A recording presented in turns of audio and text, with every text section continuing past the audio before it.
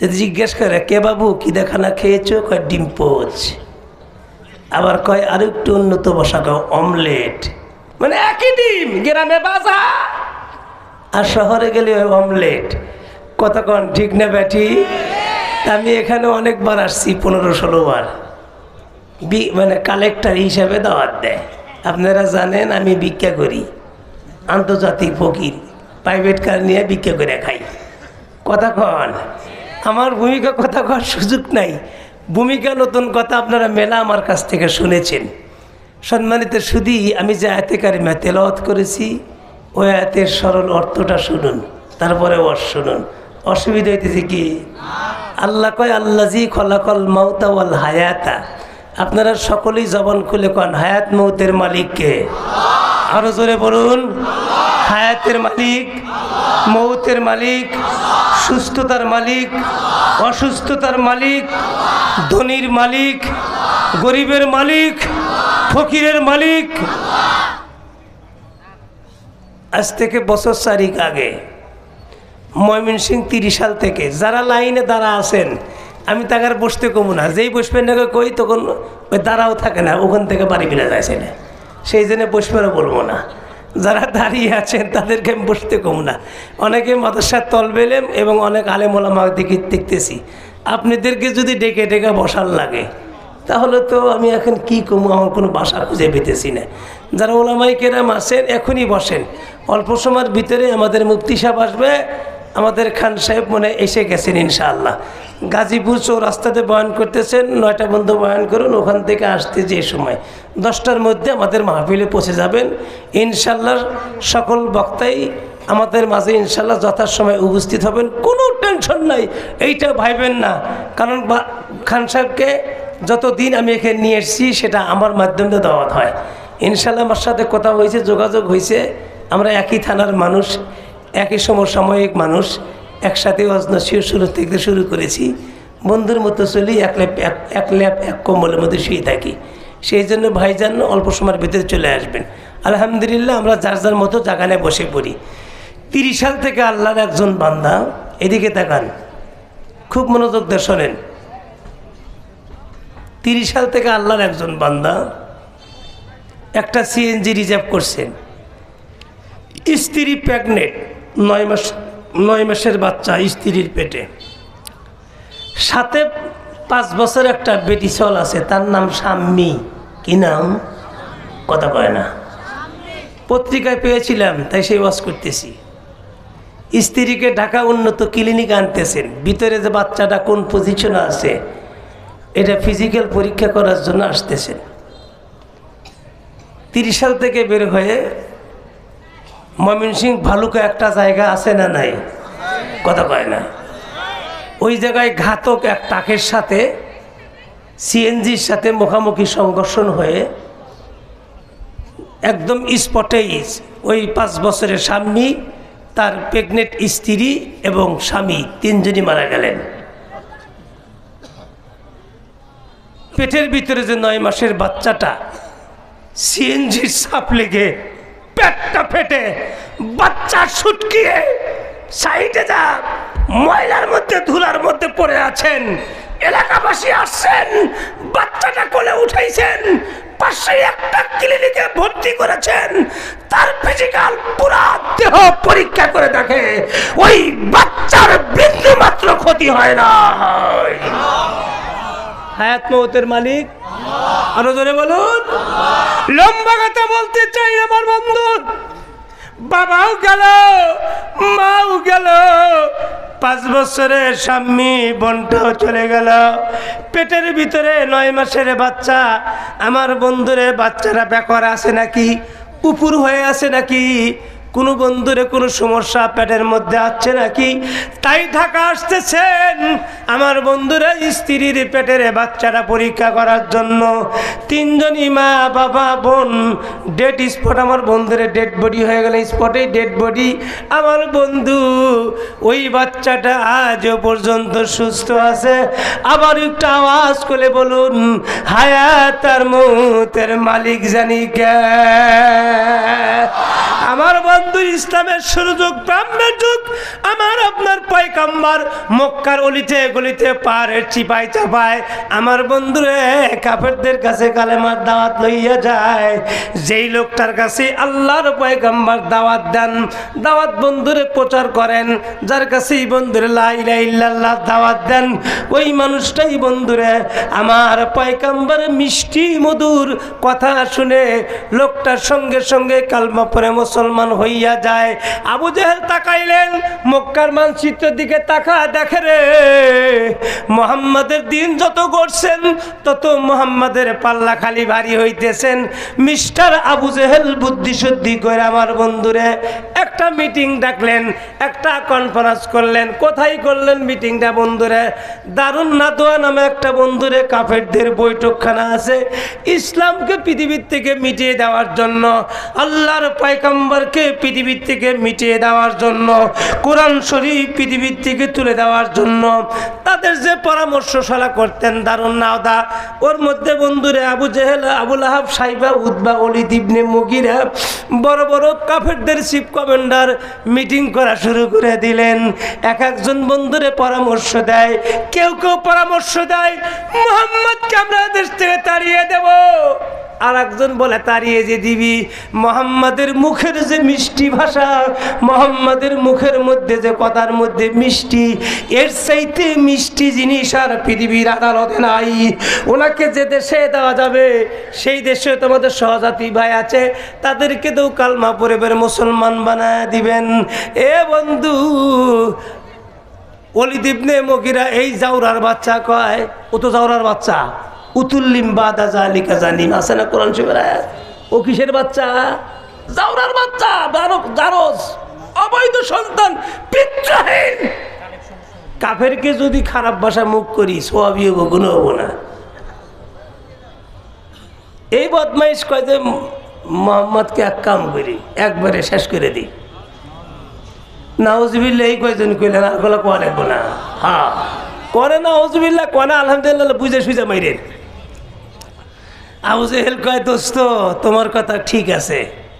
এমন সময় একজন মুরব্বী, মাথার মধ্যে 24 পাগড়ি, গায়ের মধ্যে জুব্বা, হাতের মধ্যে তসবি, আর এক হাতের মধ্যে লাঠি, মনে আসমান থেকে ফেরেশতা কেমন নাজিল হচ্ছে।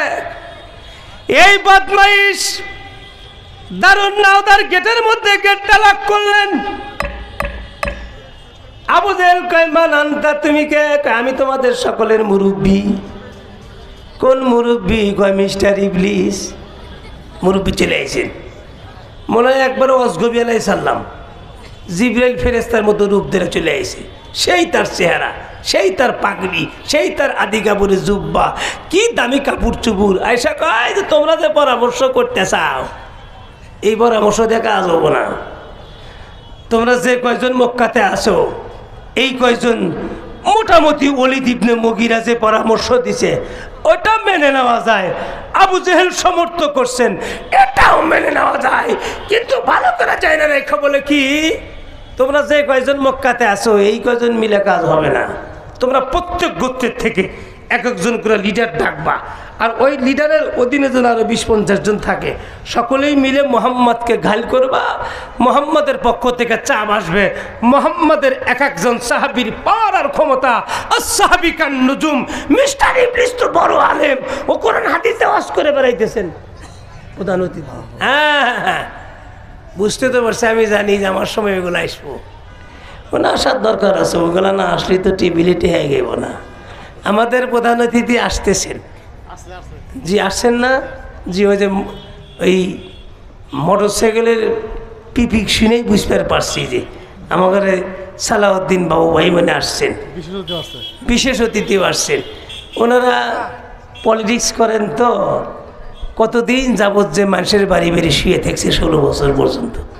কথা কন, সুদীর্ঘ 16টা বছর পর্যন্ত এই সালাউদ্দিন বাবু ভাই নিজের পরিবার নিয়ে ঘুমাইতে পারে নাই।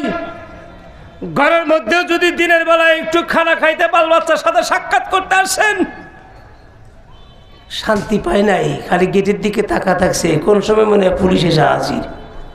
কথা কন, হায় হায়। অত ইজ্জু মান্তাসা অত জিল্লু মান্তাসা বিয়াতিকাল খয়ির, ইজ্জত দেওয়ার মালিককে আরো জোরে কন। সুদীর্ঘ 16 বছর পর্যন্ত আমরা এই বাংলাদেশে ক্ষমতা ছাড়া বসবাস করেছি। ক্ষমতা হস্তান্তর করার পর 20 মিনিট সময় বাংলার মাটি তোমাকে কবুল করে নাই। কথা বলতে থাকেন, ঠিক বললাম না বা ঠিক বললাম? বাবুর্চি খানা পাক করছে, বোন রেহানা প্রস্তাব দিছে, ও বুবু খানা পাক হয়েছে, এক মুঠ খান। বুবু কয় তা, বুবু আর এক বুবুর হাত ধরে কয় তাড়াতাড়ি চল, খানা খাওয়ার সময় নেই।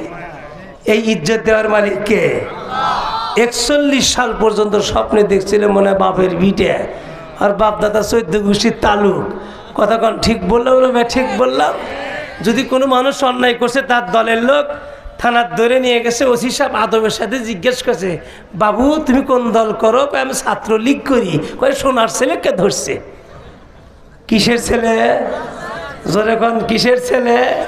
সোনার ছেলেকে ধরছে। কানা পুলিশ কয় কানের পট্টি গরম কর, সোনার ছেলে তুই আনছিস কেন? এটা আমাকে আগামী দিনের ভবিষ্যৎ। আর যদি কয় কোন দল করো? জামাত বিএনপি। কয় তাহলে পাশার মধ্যে ডিম থেরাপি দে। কি থেরাপি? সম্মানিত সুধী, তারপরেও দেখেন আমাদের বাংলাদেশের প্রাণকেন্দ্র সচিবালয়ে আগুন ধরা দিয়েছেন। সম্মানিত সুধী, এটা কি আমাদের এখন যে সমস্ত সামনে যারা স্বপ্ন দেখছেন সেই সমস্ত ছেলে ফেলে জামাত বিএনপির পোলাপান সচিবালয়ে আগুন ধরাইতে পারে না? স্বৈরাচার সরকার বাংলাদেশ থেকে পালিয়েছেন, তার দোসরদের এখনো পালাই নাই। এখনো বাংলাদেশের ভিতরে অস্থিতিশীল পরিবেশ আমার বন্ধুরা পরিবেশ আর তারা বন্ধুরা ঘটাইতে চায়। এর দ্বারা যত বাংলাদেশ যত বিশৃঙ্খলা তৈরি হয়, অত সহজ না, ভালো করা যায় না। এখন 18 কোটি জনতা যদি এখনো নারায় তাকবীর দেয়, আর বাংলাদেশের দিকে তাকানোর সুযোগ তোমার না।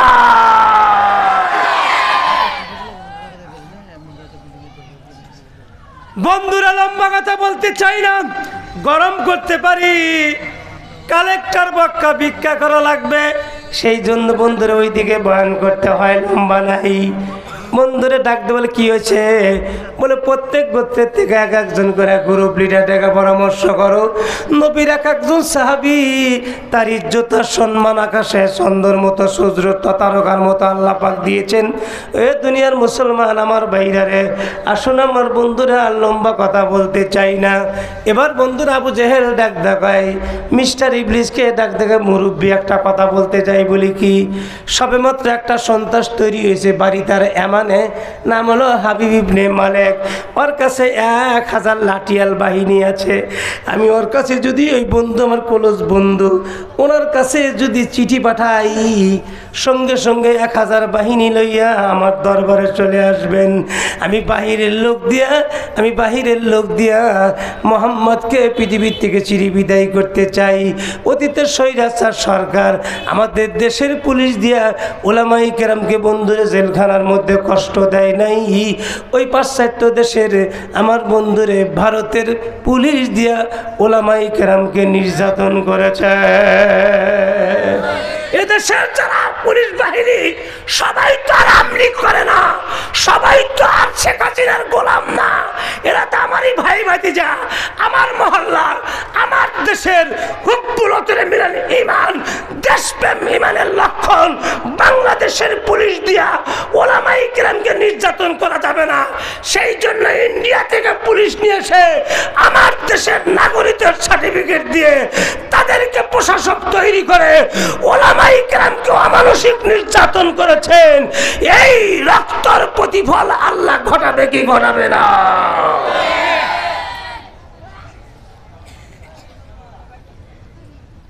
শাপলা চত্বরে কোরআনের পাখিরা 40 লক্ষ গুলি ব্যবহার হয়েছেন।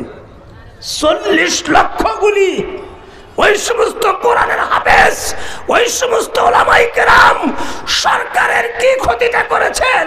তারা তাদের নৈতিক দাবি আদায়ের লক্ষ্যে ওখানে তারা ধর্মঘট করেছেন।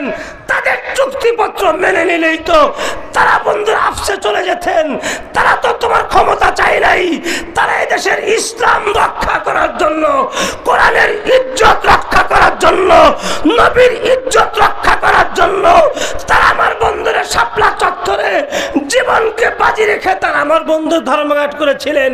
40 লক্ষ বুলেট আর বোমা দিয়ে গুলি দিয়ে তুমি কোরআনের পাখিদেরকে যে তুমি যে হত্যা করলা, এটার বিচার আল্লাহ পাক প্রতিটা আত্মার বিচার দুনিয়াতেও করবে, আখিরাতেও করবে।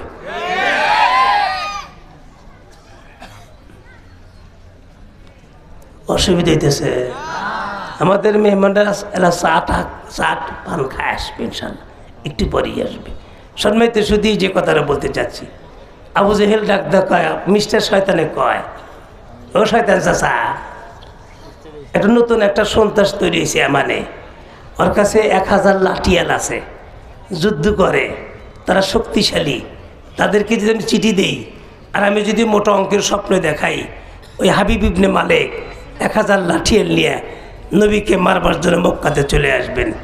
আমার ভাইরা রে, লম্বা কথা বলার সুযোগ নাই। মিস্টার আবু জেহেল বন্ধুর একটা দরখাস্ত লিখলেন, চিঠি লিখলেন, একজন দূতকে পাঠা দিলেন, এমন আমার বন্ধু হাবিব ইবনে মালিক আবু জেহেলের চিঠি পাওয়ার পর 1000 সৈন্য লইয়া মক্কায় চলে আসলেন। পুরা মক্কাকে আমার বন্ধুরে ঘেরাও করলেন। পুরা মক্কা ঘেরাও করার পর আমার বন্ধু মিস্টার আবু জেহেল হাবিব ইবনে মালিক তার বন্ধুকে, আমার বন্ধুরে স্বাগতম জানানোর জন্য, সম্বর্ধনার জন্য নবীজির বাড়ির পিছনে একটা পাহাড় আছে, সেই পাহাড়ের নাম হলো জাবালা আবু কুবাইস। জাবালা আবু কুবাইস পাহাড়ের মধ্যে স্বর্ণ দিয়া 2টা চেয়ার বানাইলেন। একটা হাবিব ইবনে মালিক বসবেন আর একটা মিস্টার আবু জেহেল বসবেন। যখন হাবিব ইবনে মালিক 1000 সৈন্য লই আমার বন্ধু মক্কাতে যখন আবু জেহেলের বাড়ির আঙ্গিনায় চলে আসলেন, আবু জেহেলের বাড়ি আমার বন্ধুরা নবীজির বাড়ি 50 মিটার বন্ধুরে ফাঁকাফাঁকি। নবীজির বাড়ির পিছনেই আছে জাবালা আবু কুবাইস। জাবালা আবু কুবাইস আমার বন্ধু এই পৃথিবীর মধ্যে সর্বপ্রথম পাহাড়। এর পূর্বে কোনোদিন পৃথিবীতে পাহাড় হয় নাই। আল্লাহ পৃথিবী তৈরি করার পর পৃথিবী যখন বন্ধুরে হেলে আর ডলে, তখন আল্লাহ পৃথিবীর মধ্যে পাহাড় বানা প্যারাক মেরে দিলেন। যখন জাবালা আবু কুবাইস ইতিহাসের পাতার মধ্যে লিখছেন পৃথিবীর মধ্যে সর্বপ্রথম পাহাড়, এই পাহাড়টা যখন বন্ধুরে আল্লাহ তৈরি করে জমিনের মধ্যে প্যারাক মারলেন, আর বন্ধুরে পৃথিবী হেলেও না ডলেও না। তুর পাহাড় বলেন আমার বন্ধুরে, জাবালে নূর, জাবালে সুর, যত পাহাড় বলেন বন্ধুরে, সর্বপ্রথম পৃথিবীর ইতিহাসের মধ্যে লেখছেন জাবালে আবু কুবাইস হলো সর্বপ্রথম পাহাড়। ওই পাহাড়ের মধ্যেই মিস্টার আবু জেহেল 2টা স্বর্ণের চেয়ার বন্ধুকে লইয়া স্বর্ণ চেয়ারের মধ্যে বসাইলেন। আমার বন্ধু হাবিব ইবনে মালিক ডাক দেখা, দোস্ত কি করা লাগবে এখন বলুন। কয় আব্দুল্লাহর পোলা মোহাম্মদ, বাবা নাই মা নাই, বাপ দাদার বংশের মধ্যে চুনকালি লাগায় নতুন ধর্ম চালু করতেছেন। ওই মোহাম্মদকে মারবার জন্য আপনাকে নিয়ে এসেছি, বিনিময়ে স্বর্ণ অলংকার টাকা পয়সা যা লাগে আমি দেব, আমি আপনাকে বন্ধুরে কৃপণতা করবো না। চলুন যাই বন্ধু, তাহলে সে আব্দুল্লাহ মোহাম্মদের বাসায় যাই। তখন মিস্টার আবু জেহেল ডাকা, দোস্ত আপনি হলেন এমানের মধ্যে সবচাইতে বড় সম্মানী ব্যক্তি, মক্কা নগরীতে আমি হলাম সম্মানী ব্যক্তি, আমরা কেন ছোট কাজ করতে যাব? শিশু মোহাম্মদের কাছে আমরা কেন যাব? আমরা যাব না, আমি 5 জন বাহিনীকে পাঠায় দেই। এদিকে আমার বন্ধুরে তো কিতাবের মধ্যে লিখছেন নবীর চাচি আম্মা আমির হামজার স্ত্রী আল্লাহর পয়গম্বরের কাছে গিয়া ডাক দেখায়, বাবা মোহাম্মদ, আমি বিশেষ সূত্রে জানতে পারছি বাবা, আজকে রাত্রিতেই তোমাকে মিস্টার আবু জেহেল দুনিয়ার থেকে চিরবিদায় করবে। ইয়ামান থেকে 1000 লাঠিয়াল বাহিনী, সন্ত্রাসের নাম হলো হাবিব ইবনে মালিক, সে নাকি চলে আসতেছেন 1000 বাহিনী লইয়া। আল্লাহর পয়গম্বর একটু মুচকি হাসি দিয়া কয়, চাচি আম্মা 1000 লাঠিয়াল বাহিনী কেন গো? তাম পৃথিবীর শক্তি ঐক্যবদ্ধ আন্দোলন করে আমি মোহাম্মদের শরীরের একটা লোম লড়াইতে পারবে না।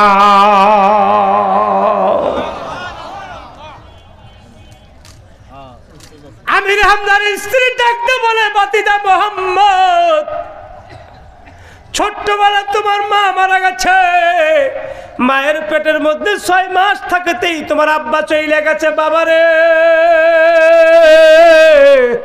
বাবার আদর কদর থেকে তুমি বঞ্চিত।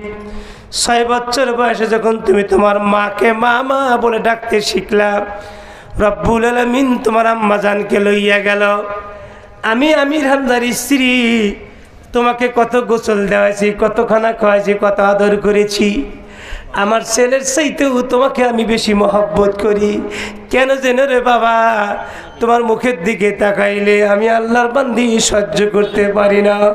আমার নিজের কলিজার টুকরার সন্তান বাদ দিয়া তোমার প্রতি আমার মহব্বতটা বেড়ে যায়। বন্ধুরে বয়ান কি খারাপ লাগতেছেন? একটু মেহেরবানি করে আমার দিকে তাকায় থাকেন। এদিক ওদিক তাকাইলে বক্তার ওয়াজের তানাসাত নষ্ট হয়, বাপ মূর্তি নষ্ট হইয়া যায়, লম্বা বলার সুযোগ নাই। সর্বমোট বন্ধুরে 1 ঘন্টা সময় কথা বলবো কালেকশন সহ। আমার দিকে তাকান বন্ধু, আল্লাহর নবী চাচি আম্মা ডাক দেখায়, বেটারে তোমাকে দেখে বড় আমার মায়া লাগে, আমার বড় মায়া লাগে বাবা। ওই লাঠিয়াল বাহিনী তোমাকে আমাদের চোখের সামনে মারবে, আমার একটা সন্তান চলে যাক, আমি আমির হামজার স্ত্রী, আমি কষ্ট পাবো না বাবা। তোমার গায়ের মধ্যে যদি একটু কাটার আঁচল লাগে, আমি আল্লাহর বান্দি সহ্য করতে পারবো না। নবী আমার ডাক দেখায়, মৃদু হেসে ডাক দেখায়, আমার বন্ধু চাচি আম্মা ইন্নাল্লাহ মানা, আমি একা যাব না, আমাকে যদি ডাকতে আসে আমার সঙ্গে যাবে আমার স্বয়ং আল্লাহ। হাবিব বিন মালিক বসে আছেন চেয়ারের মধ্যে, স্বর্ণ চেয়ার, জাবাল আবু কুবাইস, মনে আছে না নেই? আবু জেহেল বসে আছেন পায়ের উপর পা উঠাইয়া। 5 জন লোককে পাঠা দিয়েছেন গভীর রাত্রিতে, একদম পূর্ণিমা মধ্য চন্দ্র, একদম জ্যোৎস্নাগুলো একদম ক্লিয়ার। 5 জন মানুষ জাবাল আবু কুবাইস পাহাড় থেকে নেমেই পাহাড়ের পাদদেশে পয়গম্বরের বাড়ি নবীজির গেটের মধ্যে গেট লক করা শুরু করে দিয়েছেন। কত কত কিতাবের মধ্যে লেখা আমির হামজার বাড়িতে আছেন। এমন সময় বন্ধুর যখন গেটের মধ্যে রাত্রি 2টার সময় লক দিয়েছে, অমনি আমির হামজার স্ত্রী ডাক দেখায়, বাবা মোহাম্মদ খবরদার বাবা তুমি গেট খুলবা না। কয় কেন চাচি আম্মা? কয় আবু জেহেল হয়তো লোক পাঠায় দিয়েছে, হাবিব ইবনে মালিকের কাছে আপনাকে ডেকে নিয়ে যাবেন। এ দুনিয়ার মুসলমান, আল্লাহর পয়গম্বর বন্ধুরে চাচি আম্মা ডাক, চাচি আম্মা কয় ঘন্টা? জি জি জি, হ্যাঁ কথা তো শুনবো আমরা বড়দের কাছ থেকে ভাই। আমি আজ এখানে 15-16 বছর হলো কালেকশন করি। ফজিলত কালেকশনের দাস, তাকবীর, দোয়া সব আপনাদের জানা আছে। আপনাদের চোখের সামনে 36 জন মিয়া, তাদের অভিভাবকদের পাগড়ি দেওয়া হলো এবং আমার বন্ধুরা আম্মাদেরকে হেজাব দেওয়া হলো। এর দ্বারা বোঝা যায় এই মাদ্রাসা পড়ালেখা আছে না নাই? আরো জোরে বলেন। সম্মানিত শুধু লম্বা কথা কি বলবো, আর 2 মিনিট কথা বলি, অসুবিধা হবে কি? আমার বাইরের 5 জন আসছেন, গেট লক দিছেন। নবীজির চাচি আম্মা নবীজিকে টেনে ধরছেন, বাবা যাওয়া যাবে না। চাচি আম্মা আপনি আমার সাথে আসুন। গেটের মধ্যে যা গেটটা খুলে দিল, ওই 5 জন বন্ধুরে মুনাফিক আবু জেহেলের চামচা পয়গম্বরকে সালাম দেন। ডাক ডাকায়, আপনার নাম কি? নবীজি কয় আমার নাম মোহাম্মদ। বাবার নাম আব্দুল মুত্তালেব, দাদার নাম খানা কাপড় মুতাল্লি ছিল খাজা আব্দুল মুত্তালেব, আমার বাবার নাম হলো আব্দুল্লাহ। কয় আপনি কি নবী? বলো হ্যাঁ, আল্লাহ পাক আমাকে নবুয়তি দান করেছেন। আমাদের গ্রুপ লিডার ডাকতেছেন মিস্টার আবু জেহেল। কয় চলো। অমনি চাচি আম্মা পিছন থেকে টেনে দিয়েছে, বাবা যাওয়া যাবে না, আমি যতটুকু পর্যন্ত জানি তোমাকে বাঁচাবে না, তুমি একা যায় না, তোমার চাচি আম্মা আমির হামজা আসুক, তোমার চাচা মেয়ে আমির হামজা আসুক। আল্লাহর পয়গম্বর ডাক দেয়, চাচি আম্মা আমার চাচাও লাগবে না, মক্কার কোনো মানুষ লাগবে না, আমি তো জাবাল আবু কুবাইস একা যাব না, আমার সাথে আছে স্বয়ং আমার আল্লাহ। আল্লাহর পয়গম্বর যেই মাত্র আমার বন্ধুরা জাবাল আবু কুবাইসের মধ্যে 2 চেয়ারের মাঝখানে দাঁড়ায় গেছেন। ও মুসলমান, সুবহানাল্লাহ বলার জন্য প্রস্তুতি নেন আমার ভাইরা রে। আগেই বলতেছি না, প্রস্তুতি নেন। নবী যখন দুই চেয়ারের মধ্যে দাঁড়িয়ে গেছেন, আমার বন্ধুরা নবীর সুন্দর চেহারা দেখা হাবিব ইবনে মালিক বন্ধুরে দাঁড়ায় গেছেন। দাঁড়ায় একবার নবীজির চেহারার দিকে তাকায়, আবার বন্ধুরে চন্দ্রের দিকে তাকায়, আবার বন্ধুরে নবীজির চেহারার দিকে তাকায়, তাকায় পয়গম্বরের দিকে। আমার বন্ধুরে নবীজির সুন্দর চেহারা, নুরানি চেহারার দিকে তাকাইয়া আমার বন্ধুরা হাবিব ইবনে মালিক ধান্দা লেগে আছেন। আবু জেহেল ধাক্কা দেয়, আপনি কি দেখতেছেন? অমনি হাবিব ইবনে মালিক দেয়, আবু জেহেল আপনি ওখানে বসেন, খবরদার দাঁড়াবেন না। আমি কি জন্য দাঁড়াইছি রে? আমি একবার চন্দ্রের দিকে তাকাই, আবার শিশু মোহাম্মদের দিকে তাকাই, ওই চন্দ্রের মধ্যে স্পট আছে, দাগ আছে রে, মোহাম্মদের চেহারার মধ্যে বিন্দু মাত্র দাগ নাই।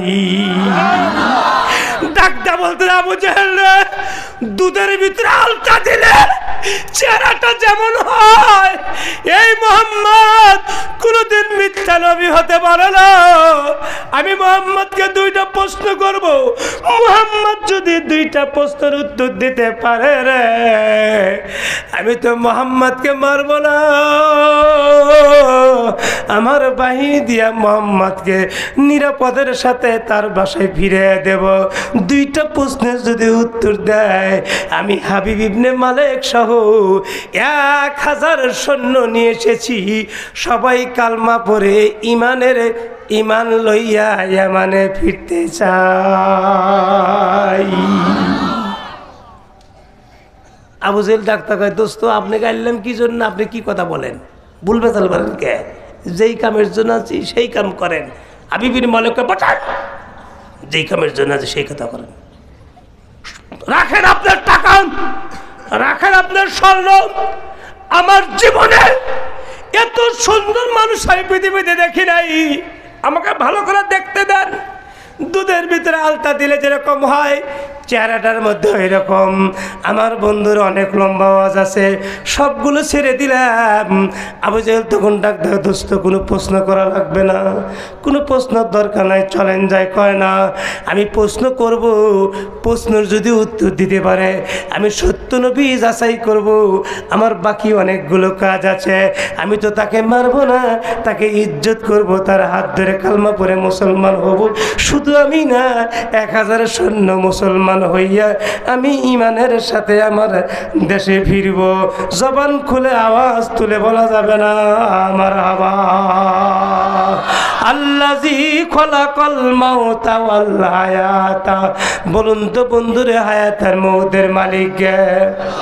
আর জোরে বলুন। আমার বন্ধু লম্বা না, প্রথম নাম্বার প্রশ্ন করতেছেন আবু জেহেল। আমার বন্ধুর হাবিব ইবনে মালিক আবু জেহেল বন্ধুর প্রশ্ন করতে দেবে না। আবু জেহেল জানে আমার ভাতিজাকে জীবনে যত প্রশ্ন করেছি সব প্রশ্নের জবাব উত্তর দিয়ে দেয়। আমার ভাতিজা প্রশ্নের উত্তর দিতে পৃথিবী কেউ ঠেকাইতে পারে না। উত্তর তো ভাতিজা দেয় না, আমার ভাতিজাকে উত্তর দিয়ে দেয় আল্লাহ। মেরাজ থেকে পয়গাম্বার আসলো, আমি বাইতুল মুকাদ্দাস সম্বন্ধে আমার ভাতিজাকে প্রশ্ন করেছিলাম, কয়টা দরজা, কয়টা জানালা, কয়টা গ্রিল, সব ভাতিজা বলে দিয়েছেন, একটাও মিথ্যা না। তারপরে একদিন আমি রাস্তা থেকে আসার সময় হেরেমে কাবার সামনে আসতেছিলাম, রাস্তা থেকে একটা পাথর নিয়ে আসলাম, ভাতিজাক বললাম হাতের মধ্যে কি বলতে পারলে তোমার কাছে আমি কালমা পড়ে মুসলমান হয়ে যাব। তখন ভাতিজা ডাক দেখে, চাচা মিয়া আমার মুখ দিয়ে শুনবেন নাকি আপনার হাতের মধ্যে যে আছে সেই যদি পরিচয় দেয়, বইলা দেয়, তাহলে বিষয়টা কেমন হয়? আবু জেহেল জানে ভাতিজা প্রশ্ন করি সহজ, ভাতিজা নিজেই প্রশ্ন কঠিন বানায় না। চাচা আমার মুখ থেকে শুনবেন না হাতের মধ্যে কি খুঁটা নিয়ে এসছেন, উনি যদি বলে তাহলে বিষয়টা কেমন হয়? আবু জেহেল ভালো অবগত আছে নবীর সম্পর্কে, প্রশ্ন করতে দেরি। আমার বন্ধুরা হাবিব ইবনে মালিক দেখতে বলতেছেন, পয়গম্বর আপনি কি আকাশের চন্দ্র দাঁত 2 খণ্ড তো করতে 2 খণ্ড করে দিতে পারবেন? আমার বন্ধুরে আল্লাহর পয়গম্বর যখন বলছে হাবিব ইবনে মালিক 2 খণ্ড করে দিতে পারবেন, নবীজি কালেমায় শাহাদাত আঙ্গুলি শুধু আসমানের দিকে উঠাইছেন, বলে নাই চন্দ্রে 2 ভাগ হইয়া যাও। আল্লাহর পয়গম্বর বন্ধু আর শাহাদাত আঙ্গুলি আসমানের দিকে উঠানোর সঙ্গে সঙ্গে এই তাফসীরের মধ্যে লেখেন চন্দ্র 2টা 2 খণ্ড হইয়া গেল।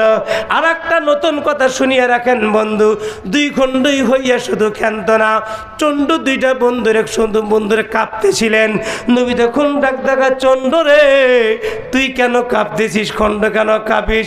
চন্দ্র তখন জবান খুলে গেছেন, ওয়া ইমিন শাইইন ইল্লা ইসাববিহু বিহামদিহি ওয়ালাকিন লা তাফকাহুনা তাসবিহাহুম। চন্দ্র জবান খুলে গেছে বন্ধু। চন্দ্র ডাক দেয়, পয়গম্বর জাবালে আবু কুবাইস থেকে আপনি হুকুম করছেন আমি চন্দ্র 2 খণ্ড হওয়ার জন্য, আপনার হুকুম মানতে যদি দেরি হইয়া যায়, যদি ভুল হয় বেয়াদবি হয়, মালিকের দরবারে কি জবাবদাহি করব, সেই জন্য কাঁপতেছিলাম। নবী আমার ডাক দা কয়, চন্দ্র রে তুই কাঁপতে পারবি না, তুমি এখন স্থির হইয়া যাও। সঙ্গে সঙ্গে চন্দ্র স্থির হইয়া গেলেন। 2 নম্বর প্রশ্নের জবাব মনে হয় পয়গম্বর দিতে পারবে না, পারবে? শুনবেন 2 নম্বর প্রশ্ন হাবিব ইবনে মালিক। নবীজি প্রশ্ন যদি উত্তর দিতে পারেন, হাবিব ইবনে মালিক সত্যিই কালমা পড়বে কিনা?